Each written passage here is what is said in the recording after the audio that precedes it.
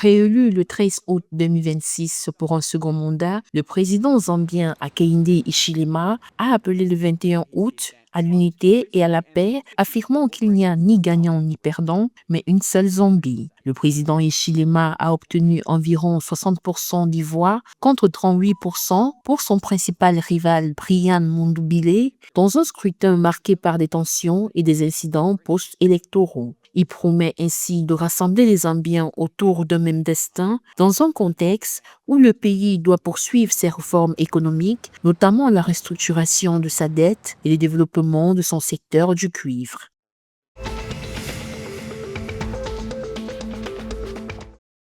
Le ministère namibien des Industries, des Mines et de l'Énergie et le Namibian Standard Institution ont signé le 20 août 2026 un accord de 3 ans pour renforcer le contrôle de qualité des carburants. L'accord prévoit des textes, inspections et contrôles de conformité ainsi que la création d'une infrastructure nationale de test. Les deux institutions visent une capacité nationale de contrôle dès 2027, notamment pour mieux protéger les consommateurs. Cet accord vise également à lutter contre le dumping, la contrebande et la fraude fiscale. En 2025, les autorités ont saisi 13 900 litres de carburant et procédé à 29 arrestations.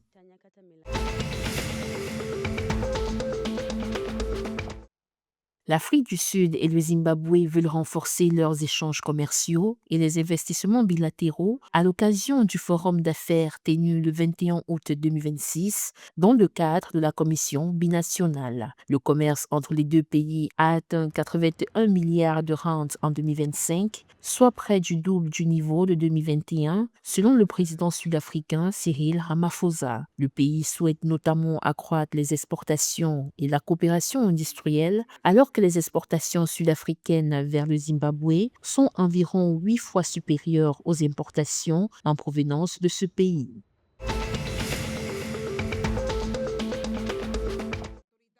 Le Mozambique prévoit de recevoir plus d'1 million de doses de vaccins contre la fièvre aphteuse au cours des 12 à 18 prochains mois, a annoncé le 29 août 2026 le directeur national adjoint de la santé et de la biodiversité animale, Abel Chilundo. Les doses seront livrées progressivement et serviront notamment à renforcer la couverture vaccinale dans les provinces de Manica et Tété, tandis que 300 000 doses avaient déjà été reçues début août.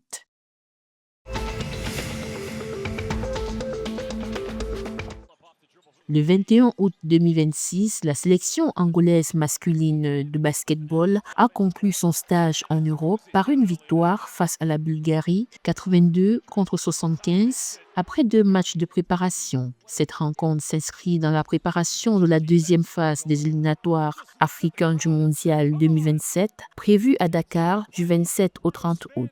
L'Angola affrontera successivement la RDC, le Sénégal et la Côte d'Ivoire dans le groupe F avec l'objectif de décrocher une place pour la Coupe du Monde 2027 au Qatar.